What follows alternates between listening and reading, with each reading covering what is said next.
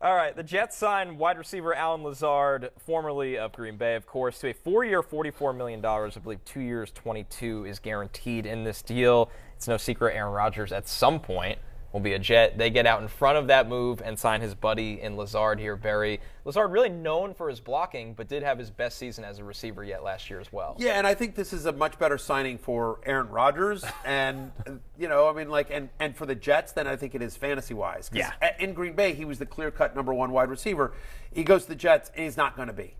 Now, again, there's a familiarity with Rodgers that Garrett Wilson won't have, but, just from a skill standpoint, come close. on, right? It's not close. So, and Rodgers is going to realize that pretty quickly, I think. So I think it's a good for Al Lazard, good for Aaron Rodgers to have a buddy there, and I think Randall Cobb is next. He'll show up at some point. Right? The big dog, Mercedes Lewis. Mercedes Lewis. Jordy Nelson. Jordy Nelson, right? Greg Jennings. The whole gang will be there, right? Absolutely. Donald Driver. Yeah. Right? Fade Elijah Moore as soon as you can, I guess. Again. Well, again, that's the other thing is that maybe you have some insight into this. We taped the thing when we did our show last week. There were rumors that he was going to go to the Jets. We thought it might happen, but it wasn't until he came out on the Pat McAfee show and said, that's my intention, is I want to play for the Jets. And so now the Packers and Jets are sort of haggling over compensation, and we don't know what that is going to be because Rodgers is under contract to the Green Bay Packers. They don't want that contract on their books, but so it'll get done at some point. But Elijah Moore, potentially a piece that goes back to the Green Bay? I think it's more likely Corey Davis is in this deal. Yeah. They haven't cut Corey Davis yet, even though the Lazard signing, the money, the role, everything is a direct replacement. So I think it's looking like Corey Davis is almost a lock to be in this deal, and if he's not, then they will just move on from him and he'll enter the free agent market. Everything I've heard is the Jets have very little interest in giving up on players that they think can help this tight window they'll have with Rodgers. They view Elijah Moore as that. Some younger guys on defense like Jermaine Johnson, his name's been kicked around. So I think the good thing for Moore is Braxton Berrios signed with the Dolphins. Berrios ate into Moore's slot reps, those manufactured touches. So I'm not going to buy into Elijah Moore again, but I'm saying there's a more defined role that should have existed for him in the first place. Well, sure, but counter to that is yes, they don't want to give up Elijah Moore, but if the Packers are like, yeah, we don't want Corey Davis's contract, we want Elijah Moore's rookie contract, they probably do. And they're not going to say, yeah, I mean, Woody Johnson's not going to say wait a minute, the reason we don't have Aaron Rodgers is because you guys won't give up Elijah Moore. Give up Elijah Moore. And the Woody factor is very real. Right, Joe Douglas 1,000%. will not. Woody owns the team, and Woody is known for getting involved in trades, going all the way back to the Brett Favre trade, which was Woody's decision, not Eric Mangini's. So history repeats itself. Yeah, I mean, so I'm just saying, I don't think I understand that the desire is not to move on from Elijah Moore if you're the Jets, but they also may not have a choice. So I think there's a non-zero chance that Elijah Moore goes to the Packers in a deal. Yeah, there's definitely a non-zero. Yeah. Is it probably unlikely? Probably, but definitely a non-zero. Yeah, I don't know if it's 5% or 50%. My guess is it's closer to 5%. Yep, I would say so. There's a non-zero chance, and as one source said to me at the combine, my nipples are hard for Allen Lazard. Boy. They actually aren't now that he's on the Jets. Dead may never die. But I just, gotta get to the real you don't season, often get a chance to say the words nipples on streaming networks. Yeah. Every single week he scores. Do you get to drop that one in during the season? Yeah, we need a meme. Probably about 2,000%. Yeah, at least it'll happen a handful of times. Yeah. So, all right, another big one here. The Patriots. Jacoby Myers goes out the door. They bring in JuJu Smith-Schuster, basically somebody that'll play the same exact role. Similar contract, too. 3-year, $25.5 million contract for JuJu here, Denny. I mean, let's be real right now. There are a lot of targets on the table in Bill O'Brien's Patriots offense. There are, and he's going to have to be, Juju's going to have to be a target hog if he's going to get there for fantasy, if he's going to be a wide receiver 2 in PPR formats. He had 2 downfield targets all of last year in the Chiefs offense. 20-plus yards? Of 20-plus yards. Okay, so the days of him making plays downfield are absolutely over. I know there was some question in Kansas City, will he get back to that? The answer was absolutely not. He's 84th out of 88 qualified wide receivers in average depth of target, over the past 3 seasons combined, including again with Patrick Mahomes. So I just it's a downgrade for offensive environment here, but there are a lot of targets open. So I'm not completely dismissing Juju. 22% target share for Jacoby Myers last year. 56% of those targets came from the slot. So it is one of those things. It's like, there is the opportunity for him to be a usable asset in PPR, the way that Jacoby Myers was. But like again, we don't expect Juju to be a big touchdown scorer. Health is more of an issue with Juju than Jacoby Myers was, and like I think Jacoby Myers, like if Juju wasn't there and Jacoby Myers were still on the Patriots, Jacoby Myers maybe is a top 50 wide receiver. Like he's probably getting drafted somewhere in that 40 to 50 range, and that feels right for Juju as well. Like Juju probably like a little bit better player than Jacoby Myers, but also has more injury concerns than Jacoby does. So feels like it's a better NFL signing than it is a fantasy signing. I'm buying a Mac Jones bounce back as an NFL quarterback. Like I don't think he's a fantasy relevant one, but I'll buy. I'm not out on Mac Jones as an NFL quarterback yet. I think Bill O'Brien being there will certainly help, but it's right. It's not going to be an explosive offense. It's going to be a Patriots offense, right? It's going to be running heavy, and it's Ramondre Stevenson, and it's going to be slow paced and play good defense. And the one thing is that JuJu Smith-Schuster somehow just turned 26. That's feels amazing. Like he's 50 years old. 20-year-old, He's been around for so 20-year-old long. rookie. Yeah. So I think that is the one thing that maybe there's still a hope he can get back, that explosion that he had those first couple of years in Pittsburgh. But at the same time, like he just had a B- season with Patrick Mahomes and now goes to a much less friendlier environment, to your point. But wouldn't entirely give up on that guy coming back potentially just because he's so young. Yeah, I'm not out on him as an NFL player, but just as a consistent fantasy relevant guy. Again, I don't think the touchdowns are going to be there. So what you're really banking on is volume in PPR, and so you're hopeful there. But again, it's a slow-paced offense that doesn't throw a ton.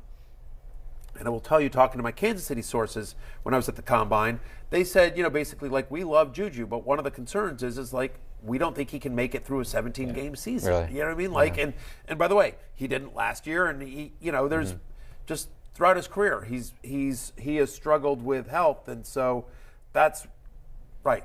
Like when if you can't pop in Kansas City, like it's hard to see him going, being better than he was last year. On a points per game basis, he was wide receiver 36 last year with the Chiefs. Wide receiver 27. So even if you say like total points, like with Mahomes, he was barely a top 30 wide receiver. Feels like there's going to be a lot of games of 6 receptions for 58 yards, no touchdowns. And that last part is what matters for him, ultimately. Yeah. Right. It's a big difference. By the way, 6 for 58, that's Jacoby Myers. Yep. I mean, like, 5 for 77. It's Jacoby Myers, which is fine. You take it in your wide receiver 3 spot. Yeah. You just plug him in, get 11 points, whatever. Yeah, fine. Yep. It's great. Whatever. But nothing that you're like, woohoo. I-95. You're not leaving your draft going, yeah, man, I got JuJu Smith-Schuster. You don't feel good about that. No. Jay, a move with upside here. The Cowboys trade for Brandin Cooks. They don't really give up much of anything. A 2023 fifth-round pick, a 2024 sixth-round pick. We know the salary, what was involved with Cooks, and he wanted out of Houston. He was very vocal about that last year. The Cowboys needed that third wide receiver to play with CD and Gallup. This probably maybe even longer on helps CD because they like playing him in the slot primarily, and Cooks can play inside-outside. But individually, what do you make of Cooks and his upside in Dallas? I mean, I think it's a little bit capped just because of the presence of those 3 guys, because you had in Dalton Schultz as well, and there's just not he's not going to get the usage that he's gotten at his absolute peak. But at the same, I think it's a better football move than a fantasy move. I'd be a little bit concerned about Michael Gallup, who just never looked right last season. He was not the same guy. I mean, now he's another year removed from the ACL, so maybe he looks better. But I mean, it's a crowded team as well. If there's going to be more Pollard in the passing game, it's just hard to see how Cooks has a pathway to being elite. He goes from having a 24% target share in Houston over his last 3 years to where he's going to have a much smaller target share, but better quarterback, more efficient offense. And I don't see a scenario. I don't think it would be shocking if he leapfrogs Michael Gallup to be the number 2. I actually think they're bringing him in to be the number 2. That's what I thought. One of the things I wrote in my Combine column is that my sources from Dallas were saying to me, like, they want to make a splash on offense, and we can talk about whether this was a splash or a drip, or just a little trickle, like more of a pebble than a big rock going into a pond. But the fact of the matter is Brandin Cooks is a big name player. Like, he's a guy that's had multiple 1,000-yard receiving, with bad quarterback play, really inconsistent quarterback play. But he's always produced 6 of his 9 years in the NFL. He's had over 1,000 different yards, including with 4 different teams. And so, I think, I agree, it's a good NFL move for Dak, for his fantasy value, for the Cowboys. I think it helps CD as well. Yeah. But think Brandin Cooks is probably about where he was. Like last year, he was wide receiver 37 in points per game. Sounds about right. Like he's in that wide receiver 3-4 range where, again, less target share, but better quarterback, better offense. Yep. So I misspoke. Dalton Schultz obviously signed with the Texans yesterday, but there's just not that many targets to go around. Also, Brandin Cooks, he's coming up on 10 years in the league now as well. So he is, he's still 29 years old. He's still going to be able to produce, but this is going to be CeeDee Lamb's offense. And Dallas will draft a tight end pretty early. So those targets that you mentioned, they're going just to a different name. Yep. It doesn't matter. It was super weird, but one of the rumors I heard was they're going to draft Bijan Robinson and then convert him to tight end. Because they need a tight end, but Jerry really wants Bijan. So that's there you go. That's a win-win for That's what we do on this show. We meet in the middle all the time. Yeah. Denny, That's not happening. I'm just teasing. Last notable one here, the Panthers signed Adam Thielen, 3-year, $25 million contract, $14 million in guarantees. We know Carolina, after trading DJ Moore in the move to go up to number 1, there's a big hole in targets at wide receiver for this team, and now Thielen's a veteran that could fill that. I guess he is. Well, they're expecting that. Yeah, right. And I mean, I guess even though, he's dropped off in pretty much every category over the past 2 or 3 seasons, Thielen should be considered the wide receiver 1 in this offense right now. I know the LaVisca Chenault truthers on Twitter. I'm sorry, guys. I do want to apologize. I know you're probably. Is it you said truthers, like there's plural? Isn't it just Peter Overzet at this point? No. Pete has an army. Pete has an army. I think it's a bunch of bots. Listen, I know Peter fairly well. I think it is a bunch of bots. It could be, but there are real flesh and blood people who believe in LaVisca Chenault, and I don't want to. Peter Overzet with a bunch of different IDs is what it is. That's what it is. Well, and so Anyway. I mean, I guess Thielen is the guy.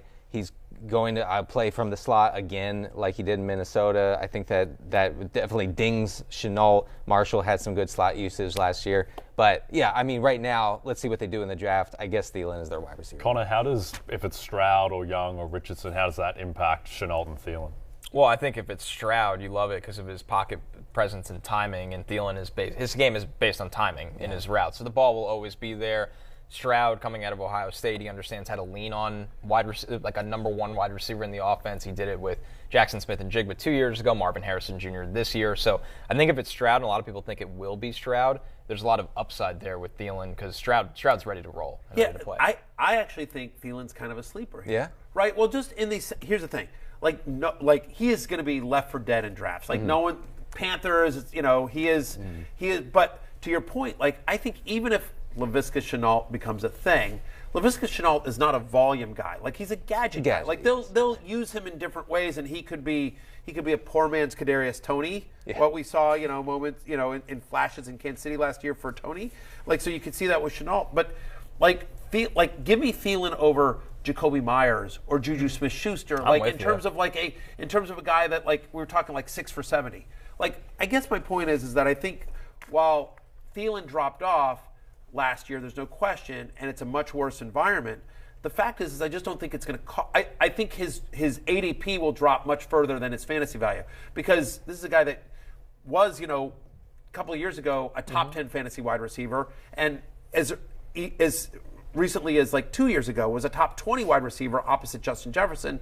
And so I think that as the number 1 guy and it's kind of a safety valve for whoever the rookie quarterback is, could be built-in volume. Yeah, that's what I'm saying. I think he's much more of a floor play than an upside play.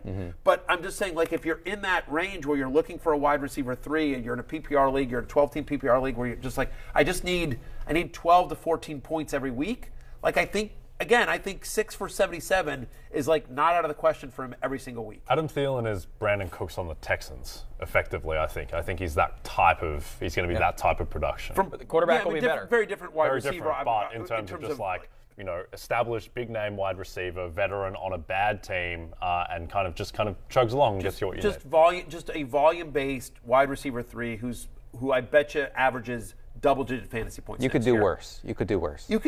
That's listen, I make that argument to my wife all the time. You could do worse.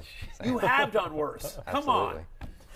All right, other notable wide receiver free agency signings here. Paris Campbell signs a 1-year deal. Was that part of the conversation with Kristen, by the way? Was that That's been my selling point from day one. Right, you could do worse. You could definitely. Yeah. We were friends for 5 years before we ever dated, so that was my line. Okay, 5 years have gone by. You've seen that you could do worse. Right. Let's give this a shot. So that's fascinating to me. You were in the friend zone for 5 years. Well, we were both with other people, too.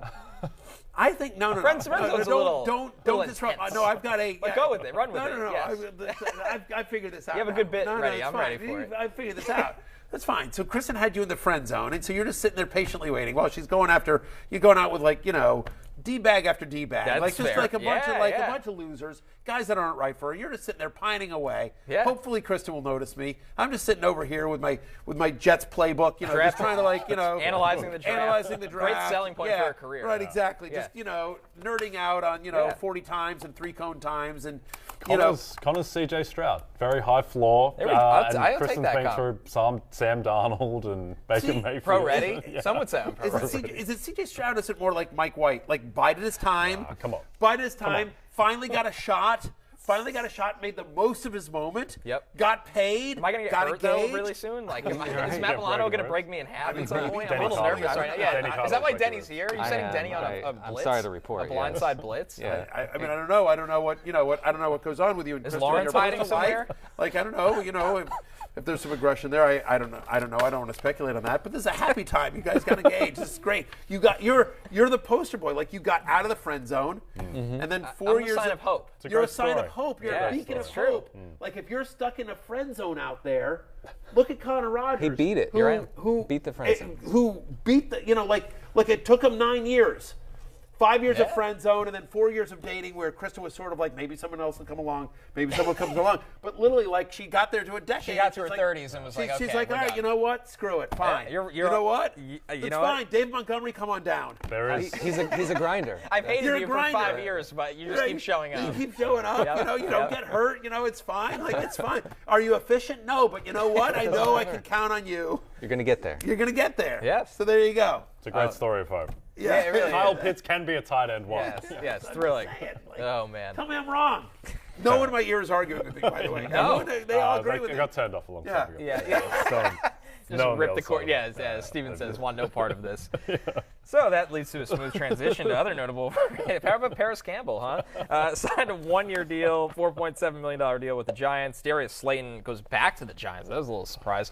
2-year, $12 million deal with Big Blue. Sterling Shepard also back with the Giants. So the Giants keep Slayton, keep Shepard, add Paris Campbell. I'm sure they'll look to the draft as well. Deontay Hardy signs a 2-year deal, almost up to $10 million with the Bills. Probably an Isaiah McKenzie replacement there. And Mac Hollins, who had some monster weeks last year, gets a 1-year, $2.5 million deal with the Falcons. To me, that Mac Hollins is the interesting one. I'm not convinced all those guys make the Giants, by the way. I mean, they've got a lot of guys there. Isaiah Hodgins is still there. He might be the best of all of them. Richard James, they got a lot. I think they're kind of wide receiver by committee, and I'm not convinced all those guys make the team. I think still more movement to come for the New York Giants as well. But Mac Hollins was interesting to me. Mac Hollins is somebody that we've always sort of liked. He's a deep threat. He's had some real nice moments in Las Vegas the last 2 years, or at least last year, I should say. He had some moments in Miami as well. Sort of kind of bounced around. But as you think about Atlanta, I'm not convinced Desmond Ridder is definitely the day one starter. I think it's going to be a competition between him and Taylor Heineke. Yeah. And Taylor Heineke definitely has a lot of F it. Somebody's down there somewhere. And I did Mac Hollins. No, I'm serious. Mac Hollins is a great signing for Taylor Heineke. I don't know about Desmond Ridder yet, but I think that he would I could see a Heineke to Mac Hollins connection. I could see it. And I think Mac Hollins becomes kind of an interesting late round flyer in best ball, especially. Just hopefully they throw the ball more. The Falcons were so stubbornly run heavy. And, so if we're going to get targets for Drake London, if we're going to get targets for Kyle Pitts, I don't know where Mac Hollins, figures in there except for maybe the occasional deep ball. And that's really only if Heineke's in there. I think Ridder is too conservative of a passer to really target a guy like Hollins on those you routes. have to wonder. I mean, by the way, Heineke got signed to real money. Yeah. I mean, it was 2 years, 20 mil, up to 20 mil? Yeah, something like that. I mean, it's for a backup, especially with his sort of resume, that was, kind of eye-opening money, I think, for Heineke, more than Washington wanted him back, but they certainly didn't think that was his market. And so I wonder if the reason they were so run heavy last year and so conservative is that Arthur Smith sort of looked at what he had, and I've got Marcus Mariota or Desmond Ridder, who was a 5th-round pick last year? Fourth or fifth. But Ridder was supposed to go earlier and then just kept dropping. And so NFL talent evaluators saw something in Ridder or didn't see something in Ridder that we maybe thought was there. And so Smith may have said, hey, our best chance at winning games is grinding this out on the ground. And so maybe they see something in Heineke where they can be a little bit more open up. And even if it is still run heavy, setting up play action, where you're doing the run. Anyway, I just thought Matt Collins is probably, again, a better NFL signing than he is a fantasy relevant one, barring an injury. But I do think he's interesting in a deeper league, especially if Heineke's under center. I didn't have much to choose from there. By the way, I had to pick an interesting one on that full screen, and that's what I chose. So, so sue me. Yeah, the notable remaining free agents. It's like, you pick what's given in front of you. You're like, fine. She's going to love this show. She does watch. Does she? Loyal watcher of the Fantasy Football Happy God Hour. bless you, Kristen. Yeah, you know what? I don't know how she does it. I tell her all the time, you don't have to do this. No. Listen, there's a lot of things that I don't understand how Kristen does, but, watching the show is on the list. Yeah. It's up there, yeah. She goes to work and puts on the show when we were live on Peacock. Fantastic. We love her. Diabolical, more so. Would you guys like to get married here at the set? I can make that happen. Yeah, I don't know if she's going to agree to that, honestly. I'll sell it. You could do the, what is it called? I can be the officiant. Yeah, officiant. I have married 2 different couples in my life. I have become an officiant. People I'm really don't know. good at It's a little side hobby of yours. I'm pretty good at it, believe it or not. Yeah. Rave reviews. Just constantly going up to people in the halls. Want me to marry you? Yes. Want me to marry you? How about me? It's something that I've done. I've done it multiple times now. Both couples still together, so I'm 2 for 2. Oh, that's good. Just saying, something to think about. You saw the notable remaining free agents there. Some big names. Odell Beckham on that list. Mecole Hardman. Chosen Anderson. Also formerly known as Robbie Anderson. Jarvis Landry. DJ Chark. I think next week, guys, we'll have, unless this market drags out even longer, but obviously Odell would be big news whenever we get that news. Yeah, Big-ish. Bigger because of the name, but still. He's 31 years old, coming off a big injury. I mean, he was excellent on the Rams, but certainly the hype outweighs his likely production. But yeah, there'll be some interesting. The workout videos, though, are amazing. Come on, you got to hand it to him. Yeah, it's the one hand. The guy knows how to market. So many. We've been talking about Odell in the free agent market for quite some time. Yeah, 3 years. Most of the past 3 years. Hey, it's Matthew Berry from NBC Sports and RotoWorld.com. Just want to thank you so much for watching what you just watched, or at least being too lazy to click out of it after the autoplay just kept it going. So either way, thank you so much for just letting it scroll by your screen. And now I'd like to ask you respectfully, please subscribe to the NFL on NBC YouTube channel for the latest NFL news, fantasy headlines from RotoWorld, and betting analysis from NBC Sports Edge.